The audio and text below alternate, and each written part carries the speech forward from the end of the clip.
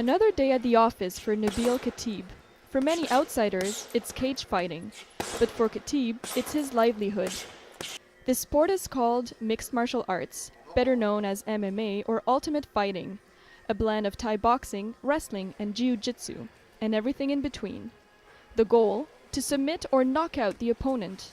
And Khatib does it on a professional basis. And we're professional fighters, so we have to get paid. And we have expenses and we have all these things. We run it like a business. We have to write things off. If we have an expense, we have to travel to Montreal. That's an expense. We write it off. Writing it off because MMA fights are illegal in Ontario, and Khatib has to go out of the province to fight. In Ontario, all he can do legally is train. So in Ottawa, he runs an MMA school with more than 200 fighters. He says he's seen a surge in people practicing and watching the sport in the past few years. There's a lot of people that I know that never watched the sport before and really were against it and they thought it was, gory. And then one friend helped them out and said, watch this show. And now they're hooked. And they love it. They love the sport. And people tell me all the time. So I think it's just a matter of time, just like anything. Just a matter of time in provinces like British Columbia, Alberta, Manitoba, and Nova Scotia, where MMA fighting has been legalized. But in Ontario, fans and athletes are still waiting. Dale Spencer is finishing his PhD in sociology at Carleton University. An MMA amateur himself, he's decided to turn his passion into his thesis topic.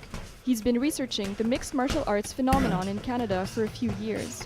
He says MMA is in high demand across the country from both fans and fighters alike.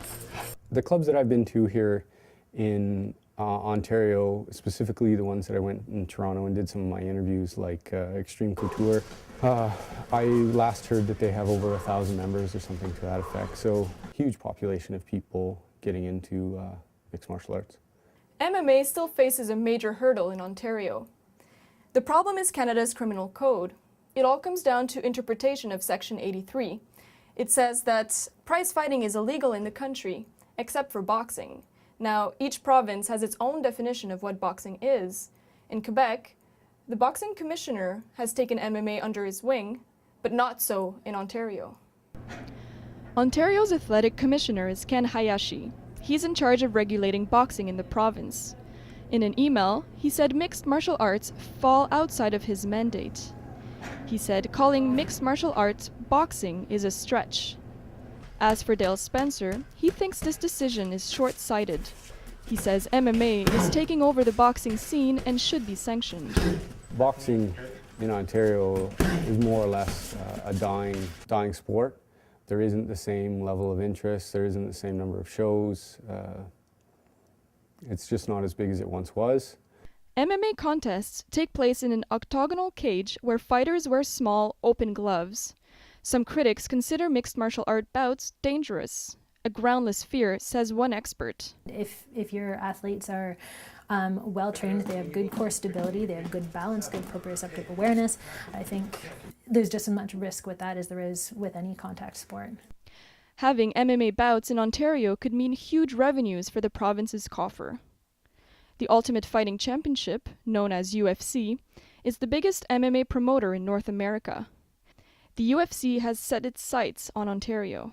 It's even hired Toronto lawyer Noble Chomar to lobby the government to legalize MMA fights.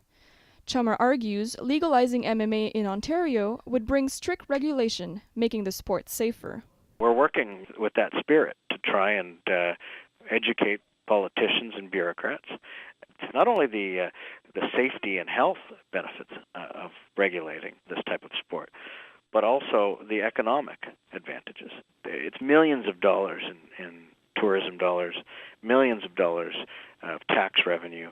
As long as MMA bouts are outlawed in Ontario, fighters like Nabil Khatib will have to go to places like Gatineau and Montreal to compete. Until it's fully legalized here, Ontario fans will just have to catch the next UFC fight on pay-per-view.